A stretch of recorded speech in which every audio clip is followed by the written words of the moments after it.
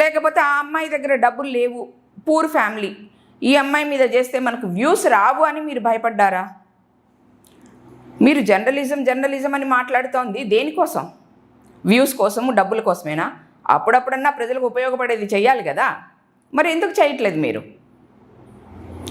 ముస్లిమ్స్కి POCSO implement అవ్వదనుకుంటున్నారా? Muslims ఏం చేసినా చెల్లుబాటు అయిపోతుంది అనుకుంటున్నారా? చిన్నపిల్లల మీద అత్యాచారాలు చేసినా, చిన్నపిల్లల్ని చంపేసినా, నా పెళ్ళిళ్ళు చేసుకున్నా నలుగురిని, హిందూ ఆడపిల్లల్ని పెళ్ళిళ్ళు చేసుకొని బయటికి వదిలేసిన, 2-3 పెళ్ళిళ్ళు చేసుకున్నా, వాళ్ళకి ఎలాంటి పనిష్మెంట్స్ ఉండవు అని మీరు అనుకుంటున్నారా?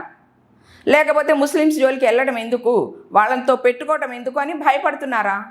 మీ ఛానల్ ఎప్పుడు సేఫ్ సైడ్ ఉండాలి, మీ ఛానల్ సేఫ్గా ఉండాలి అని మీరు అనుకుంటున్నారా? ఎందుకని యూట్యూబర్స్ ఈ విషయంలో నోరు మూసుకొని ఉన్నారు?